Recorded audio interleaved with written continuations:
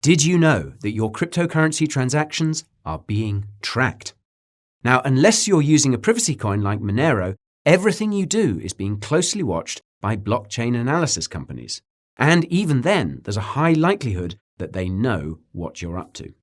Today, I'm going to explain how your crypto transactions are tracked, tell you about the 3 biggest blockchain analysis companies, and what effects their constant surveillance could have on cryptocurrency in the not-so-distant future.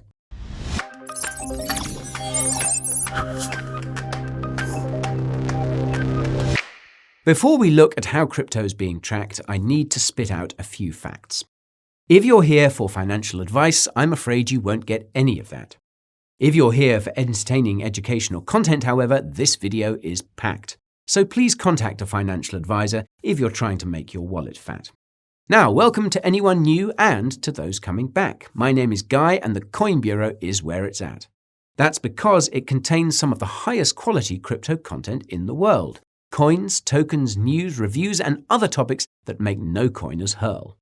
If this is the kind of content you crave, subscribing to the channel and pinging that notification bell is the only way.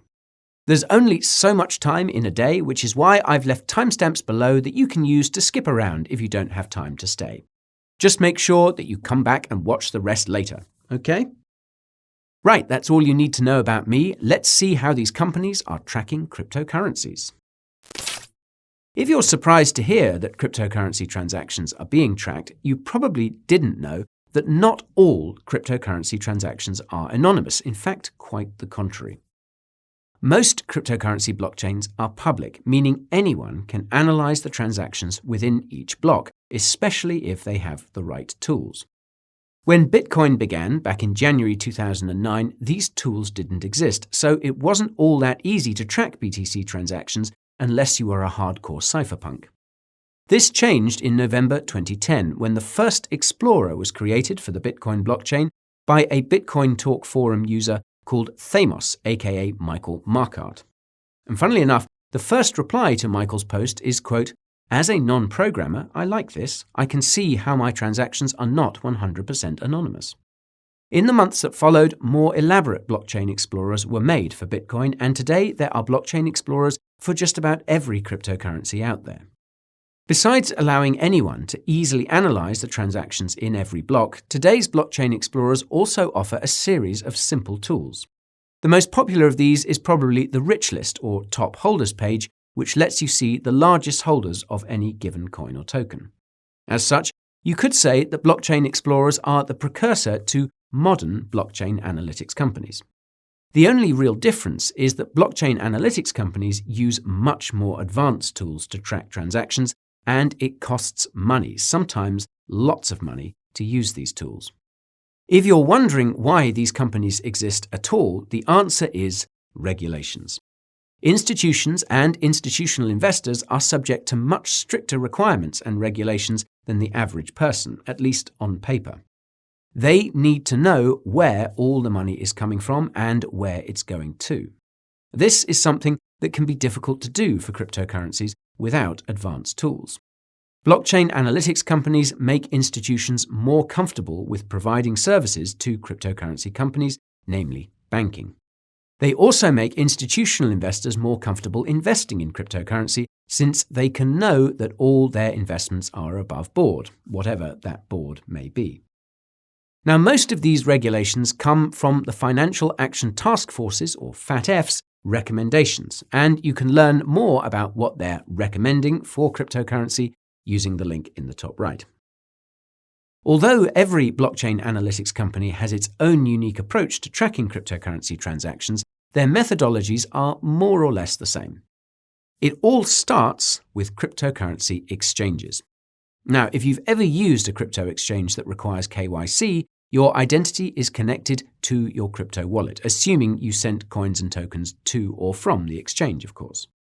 While this information is not necessarily known by blockchain analytics companies, they can tip off the exchange if they see any suspicious transactions coming to or from your wallet address. At this point, the exchange could flag or even freeze your account if the transaction is deemed to be related to illicit activities such as hacks or scams. Blockchain analytics companies also pay close attention to transactions going to and from wallet addresses belonging to darknet marketplaces. There are actually many ways that blockchain analytics companies can find out which wallet addresses belong to darknet marketplaces. One of the simpler ways is to analyze all the wallet addresses belonging to people who are known to be a part of those marketplaces and see where most of their transactions were coming from or going to. One of the more complex ways is to analyze the transaction behavior of one or more wallet address to determine whether they fit the profile of a person who's involved in shady activities. Now, this relates to another thing that blockchain analytics companies watch, and that's wallet clusters.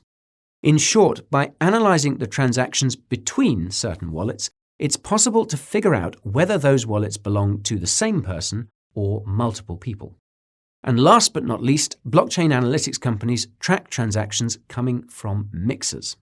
Now, for those unfamiliar, mixers make it possible to break the link between sender and recipient on a public blockchain. It's often assumed that mixers are mostly used by criminals, but data suggests that only 8% of all mixed transactions are related to illicit activity, meaning mixers are more often used to enhance privacy. Anyways, this crazy statistic about mixers was discovered by Chainalysis, which is believed to be the largest blockchain analytics company.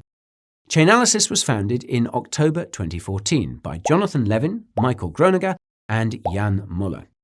Jonathan holds a master's in economics from Oxford, and Chainalysis is basically his only employment history. Michael holds a PhD in quantum mechanics and has over a decade of experience doing research and consulting related to his field. Michael is also the former Chief Operating Officer of the Kraken cryptocurrency exchange. Jan holds a master's in computer science and has over 2 decades of experience working as a systems architect. Jan is also the former principal engineer at Mycelium, a Bitcoin wallet loved by Bitcoin evangelist Andreas Antonopoulos, who happens to hate Chainalysis. I'll explain why later. Chainalysis is based in the United States and has received over $366 million of funding since its inception. This money came from various venture capital firms, including a few cryptocurrency VCs. According to Chainalysis's website, it tracks every single cryptocurrency and provides transaction analytics services for over 500 customers, primarily cryptocurrency exchanges and governments. Now, this list includes Binance, Gemini, BitPay, Bittrex, Bitfinex, Huobi, BitHum, Upbit, Tether, and recently Robinhood. Note that the full list of Chainalysis's clients is not known. What is known, however, is that Chainalysis has worked closely with the US government for years and has apparently been the primary recipient of government contracts related to crypto transaction tracking. The most famous of these is the IRS's contract to crack Monero, cryptocurrency's leading privacy coin, which was awarded to Chainalysis last September. To my knowledge, it has yet to succeed. Chainalysis also employed a former official from the Financial Crimes and Enforcement Network in 2019, who eventually returned to FinCEN to serve as its acting director in April this year. Chainalysis recently opened an Australian office to work closely with the Australian government, which is somewhat concerning given what's been going on there recently. Chainalysis was even accused of selling Coinbase user data in March 2019, something which Chainalysis debunked in a blog post. Now, with all that said though, Chainalysis is extremely pro-crypto. For starters, it pushed back against the FATF's cryptocurrency recommendations in 2019. In 2020, co-founder Jonathan Levin said that, quote, full transparency is not ideal for cryptocurrency, and even praised privacy coins. Jonathan also accepted Peter McCormack's invitation to get grilled on the What Bitcoin Did podcast, and he explicitly did so to show that Chainalysis is pro-crypto.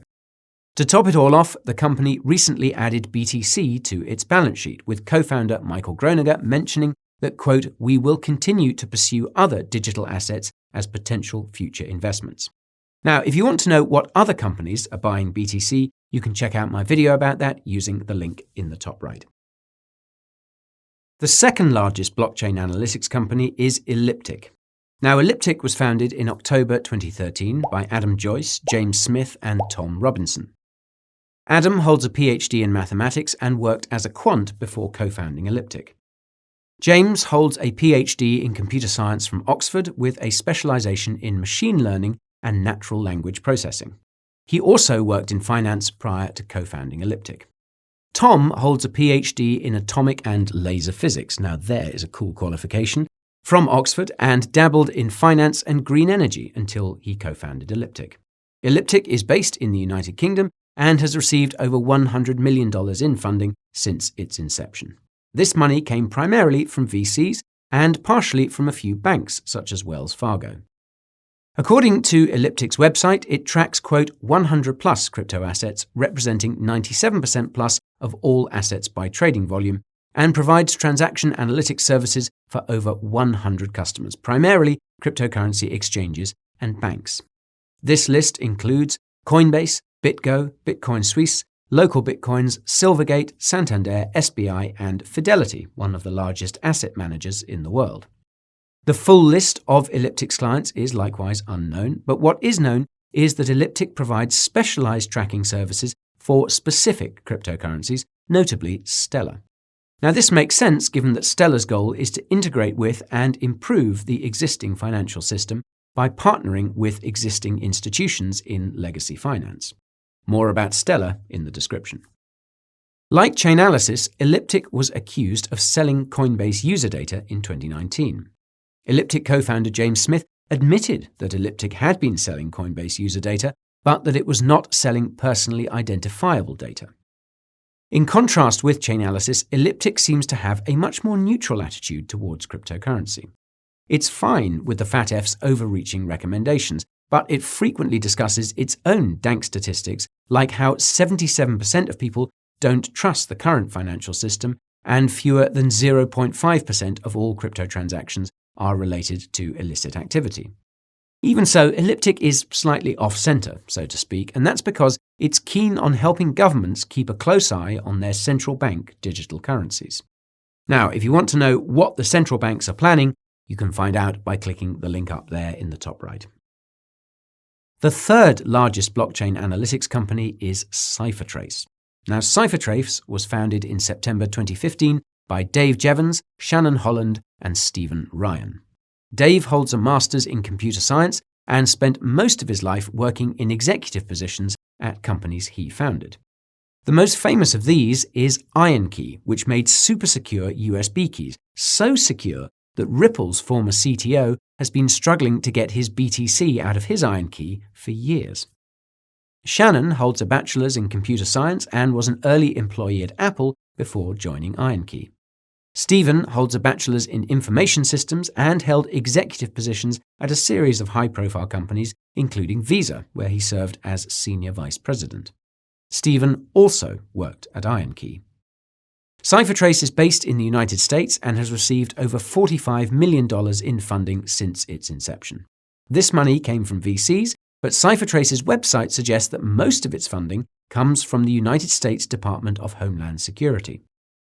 Ciphertrace's website also notes that it tracks over 800 cryptocurrencies across a dozen blockchains and provides transaction analytics services to over 150 customers, primarily financial institutions. Ciphertrace's only crypto clients seem to be Crypto.com, Binance, and Galaxy Digital, though the full list of their clientele is not on display. What is on display, however, is MasterCard's acquisition of Ciphertrace, which took place in September. MasterCard subsequently announced that it was preparing its payment infrastructure to support central bank digital currencies, which is surely a coincidence. Now, in case you couldn't already tell, Ciphertrace isn't exactly pro-crypto. It seems to be a fan of the FATF, and almost every headline I could find about Ciphertrace reeks of FUD and fiat stuff. For example, in 2019, Ciphertrace co-founder Dave Jevons warned that criminals will turn to privacy coins in response to the FATF's recommendations. Ciphertrace also warned that US banks were unknowingly handling billions of dollars belonging to non-compliant crypto companies. In 2020, Ciphertrace released a tool to facilitate freezing cryptocurrency funds and transactions on exchanges. As reported by Decrypt, this tool comes with, quote, predictive capabilities. Ciphertrace also urged banks to be more aggressive in their search for illicit crypto transactions, and even said that DeFi protocols are problematic because they don't require KYC. This seems to have caused some backlash, since Dave came out to defend Ciphertrace in December, saying that it's trying to defend the cryptocurrency industry, not destroy it. Earlier this year, Ciphertrace partnered with Chainlink to create a DeFi compliance tool that tracks whether transactions are coming from countries sanctioned by the United States. Ciphertrace also warned that crypto crimes will increase, even though a report it released found that crypto crimes had actually dropped by almost 60% in 2020. Ciphertrace has also been trying to crack Monero for years, and in an August interview, Dave tacitly admitted that it hasn't made much progress because Monero is a, quote, moving target and is maintained by some, quote, extremely intelligent people. This is certainly good to know, and you can learn more about Monero, by using the link in the top right. Anyhow, it's clear that not all blockchain analytics companies are created equal, and I'll reiterate that the ones I discussed today are just 3 of many. The real question is what effect they will have on cryptocurrency, and I think that's best understood by comparing the consequential pros and cons of these kinds of companies. So let's start with the pros. Now, as I mentioned earlier, blockchain analytics companies were created to meet the demand for regulatory compliance coming from institutions and institutional investors who are interested in cryptocurrency. Thanks to the transaction tracking tools provided by blockchain analytics companies, it's made these parties comfortable enough to pour trillions of dollars into the crypto market. Without blockchain analytics companies, it's possible that we wouldn't even be in a bull market, because I reckon regular retail investors like you and me don't have trillions of dollars sitting around between us.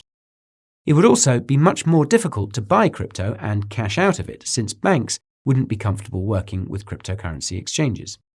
Another pro is that blockchain analytics companies have been actively pushing for pro-crypto regulation, and the cross-pollination of personnel between public and private sector compliance departments has certainly helped. As part of this mission, blockchain analytics companies have created hundreds of amazing reports, most of which are public.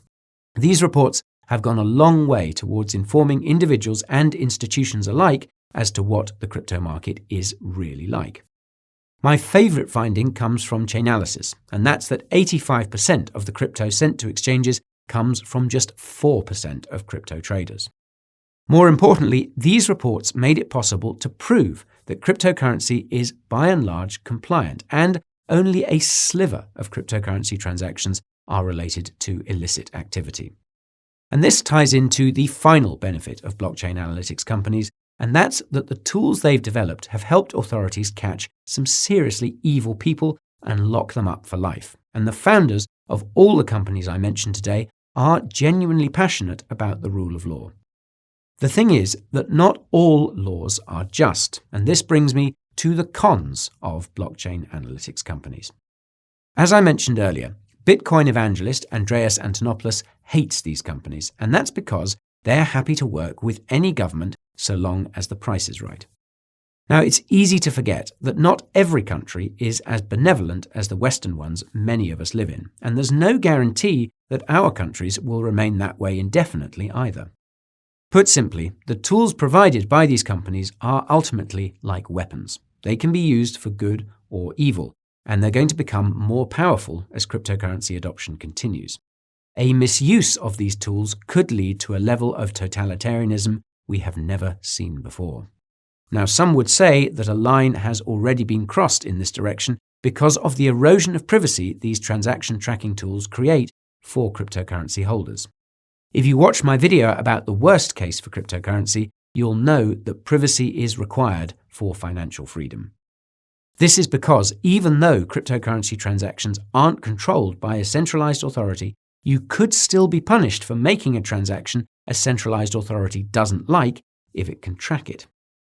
The biggest con with blockchain analytics companies is that it's not clear who sets the standard for what counts as a suspicious or undesirable transaction, and what crypto holders should or should not do with their coins and tokens.